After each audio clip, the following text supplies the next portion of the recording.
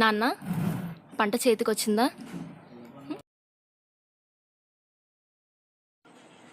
నాన్న తన పొలంలో పంటలు సరిగా పండకపోవడం చూసిన రైతు గుండె పగిలి తన ప్రాణాన్ని విడుస్తున్న క్షణం అది.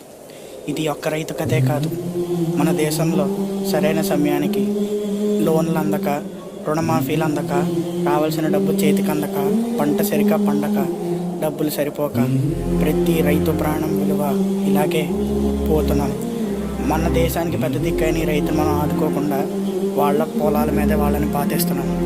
మన దేశానికే కాదు, వాళ్ళ ఇంటికి కూడా పెద్ద దిక్కైన ఇతన్ని కోల్పోయిన ఆ ఇద్దరి బిడ్డల కథ పైన మన రైతు బిడ్డల కథ. ఇదే కదా నీ కథ, ముగింపు లేనిదై సదా సాగదా.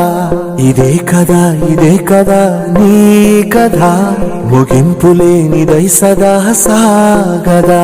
నీ కంటి రెప్పలంచున మనస్సు నిండి పొంగిన ఓ నీటి బిందువే కదా నువ్వెతుకుతున్న సంపద. ఒక్కొక్క జ్ఞాపకానికి 100 ఏళ్ల ఆయువుందిగా, ఇంకెన్ని ముందు వేచనో అవన్నీ వెతుకుతూ పద. మనుష్యులందు నీ కథ మహర్షిలాగా సాగదా.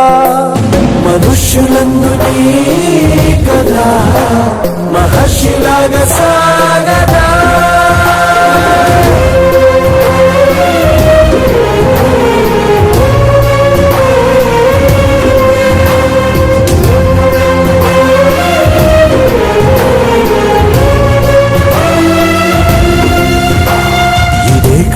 ఇదే కదా నీ కథ, ముగింపు లేనిదై సదా సాగదా. ఇదే కదా నీ కథ, ముగింపు లేనిదై సదా సాగదా.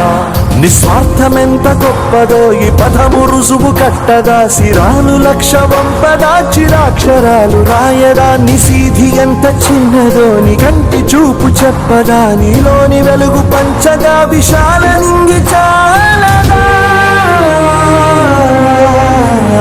మనుష్యులందు నీ కథ మహర్షిలాగా సాగదా. మనుష్యులందు నీ కథ మహర్షిలాగా సాగదా.